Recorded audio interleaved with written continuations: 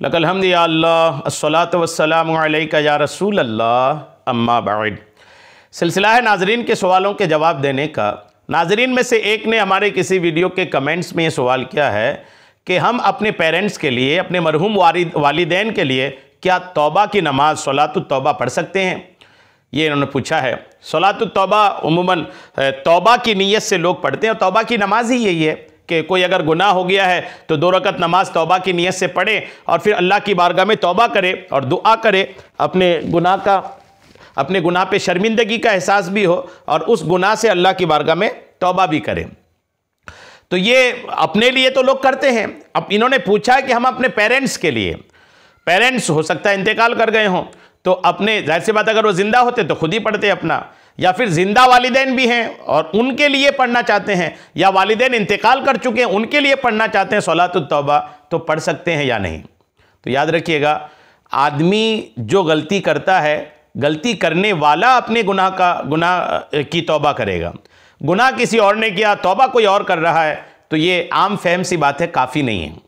तो सलातुत तौबा की नमाज जहाँ तक इसलिए कि गुनाहों से तौबा करना है, इसलिए से ये नमाज तो सिर्फ आदमी अपने लिए ही पढ़ सकता है, अपने पेरेंट्स, अपने वालिदैन के लिए नहीं पढ़ सकता। पढ़ेगा भी तो ये नहीं होगा कि मैंने तो अपने वालिदैन के लिए तौबा की नमाज पढ़ लिया तो मेरे वालिदैन के गुनाहों की तौबा हो गई है और मेरे वालिदैन के गुनाह माफ़ हो गए होंगे। ये ऐसा नहीं है। हाँ, ये ज़रूर है कि इस सवाल की वजह से आपकी मेंटलिटी ये समझ में आ रही है कि आप ये चाहते होंगे कि आपके वालिदैन के गुनाह माफ़ हो जाएं, आपके वालिदैन के गुनाहों का बोझ हल्का हो जाए, ये सोच आपकी है। अगर आप ऐसा सोचते हैं तो मैं आपको कुछ मशवरे देता हूँ। कुछ बातें आप कर सकते हैं, जैसे किसी के भी वालिदैन का इंतकाल हो तो औलाद को पहली कोशिश ये करनी चाहिए कि मेरे वालिदैन के ऊपर अगर किसी का कर्जा है तो पहले कर्जा को अदा करें। पहली फुर्सत में, कर्जा बहुत मुश्किल हालात में क़यामत के दिन आदमी को डाल देगा, तो पहले तो कर्जा की अदायगी की कोशिश करें। उसके बाद जिनका भी इंतकाल हो, वालिद या वालिदा का, तो उनकी जो माले वरासत है, उन्होंने जो दौलत छोड़ी, उसको हकदारों तक ईमानदारी के साथ पहुंचा दें। जिसका जो हक है उसको दे दें। जी हाँ, ये भी एक मसला रहता है कि उसका हक दूसरों को देते नहीं लोग और दबाए पड़े रहते हैं। एक ये काम भी करें। और दूसरा ये कि वालिदैन में से वालिद या वालिदैन या जो भी पेरेंट्स है या दादा दादी है, कोई भी किसी का भी इंतकाल हुआ है, अगर आप उसके लिए भला करना चाहते हैं तो इसाले सवाब तो एक सूरत है, ये पढ़े लिखे उनके लिए इसाले सवाब करें। एक बड़ी सूरत उनके लिए ये है कि उन्होंने ज़िंदगी में रहते हुए जो नमाजें छोड़ी थी उनकी नमाजों का फिदिया अदा कर दें।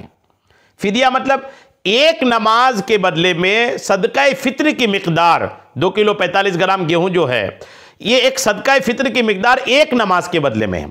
तो 5 वक्त की नमाज हो गई। 5 वक्त की नमाज का यूं जोड़ करके एक दिन का कितना होता है इतना ले लें, और साल भर का कितना बनता है वो बना लें। साल भर का मान लीजिए 20-25 हज़ार रुपये हो रहा है, तो उसके लिए एक आसान तरीका, हीला ये किया जाता है कि मान लीजिए 25 हज़ार रुपये साल भर की नमाज का हुआ, तो ये 25 हज़ार रुपये किसी गरीब, किसी मिस्कीन को आपने दे दिया बिल्कुल। फिर ये हो जाए कि उन्होंने आपको वापस कर दिया अपनी खुशी से, फिर आपने उनको दे दिया, फिर उन्होंने अपनी खुशी से आपको वापस कर दिया। तो जितनी बार इतनी लेन देन होगी ना, तो एक साल की नमाजों का फिदिया अदा होता रहेगा। तो मिसाल के तौर पर आपके वालिद अगर 50 साल के थे और 12 साल उसके बालिग होने का अलग कर लें, तो 12 साल अलग करने के बाद 38 साल बचते हैं। तो यूं 38 बार लेन देन कर लें किसी गरीब से और फाइनली आखिरी बार उनको वो पैसा दे दें और उनको रुखसत कर दें, तो यूं उनकी नमाजों का फिदिया हो जाएगा। ऐसे ही रोज़े का भी फिदिया अदा करें।